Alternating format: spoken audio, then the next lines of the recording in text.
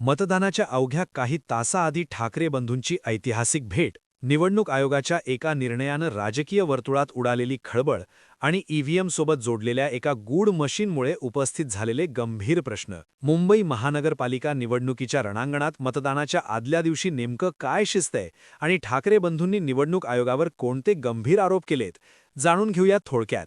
मुंबई महानगरपालिकेसाठी उद्या मतदान प्रक्रिया पार पडणार आहे, पण त्याआधीच मुंबईच्या राजकारणात आणि प्रशासकीय पातळीवर प्रचंड मोठ्या घडामोडी घडल्या आहेत. सर्वात मोठी आणि लक्षवेधी घटना म्हणजे ठाकरे गटाचे प्रमुख उद्धव ठाकरे यांनी थेट मनसे प्रमुख राज ठाकरे यांनी त्यांच्या शिवतीर्थ या निवासस्थानी जाऊन भेट घेतली. एवढंच नाही तर दोन्ही नेते एकत्र मुंबादेवीच्या दर्शनासाठी रवाना झाल्यानं युतीच्या चर्चांना उधाण आलंय. मात्र या भेटीसोबतच दोन्ही नेत्यांनी निवडणूक आयोगाच्या कारभारावर सडकून टीका केलीय, ज्यामुळे उद्याच्या मतदानावर प्रश्नचिन्ह निर्माण झालंय. या संतापाचं मुख्य कारण म्हणजे निवडणूक आयोगानं घेतलेला एक असाधारण निर्णय. सहसा प्रचार संपल्यानंतरच्या 48 तासात शांतता काळ पाळला जातो, जेणेकरून मतदारांना विचार करायला वेळ मिळेल. मुंबईत 13 जानेवारीला सायंकाळी 5 वाजता प्रचाराची मुदत संपली होती, तरीही निवडणूक आयोगानं उमेदवारांना घरोघरी जाऊन प्रचार करण्यास परवानगी दिली. यावर राज ठाकरे यांनी तीव्र आक्षेप घेतलाय. त्यांनी थेट सवाल केलाय की पत्रके वाटायला बंदी असतानाच उमेदवार घरी जाऊन काय करणार आहेत?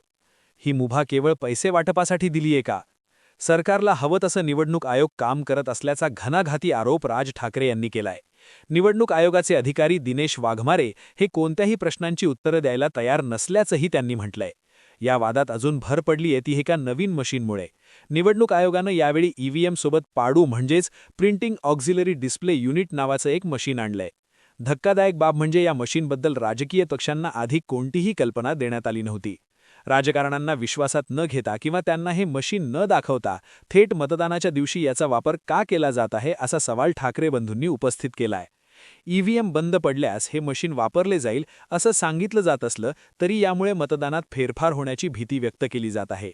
उद्धव ठाकरे यांनी या संदर्भात निवडणूक आयोगाला पत्र लिहून जाब विचारलाय. ही लोकशाही आहे की बेबंदशाही, अशा शब्दात राज ठाकरे यांनी संताप व्यक्त केलाय. दुसरीकडे मुंबई महापालिका प्रशासनानं यावर स्पष्टीकरण दिलंय की पालिका आयुक्त भूषण गगराण यांनी सांगितलंय की हे पाडू मशीन सरसकट वापरले जाणार नाही. केवळ आपत्कालीन परिस्थितीत या ईव्हीएममध्ये तांत्रिक बिघाड झाल्यास बॅकअप म्हणून या मशीनचा वापर केला जाईल.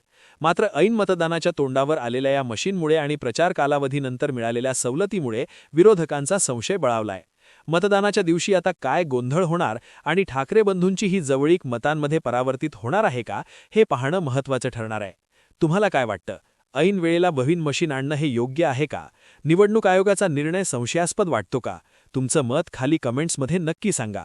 ही महत्त्वाची बातमी जास्तीत जास्त लोकांपर्यंत पोहोचवण्यासाठी व्हिडिओ शेअर करा, लाईक करा आणि नवनवीन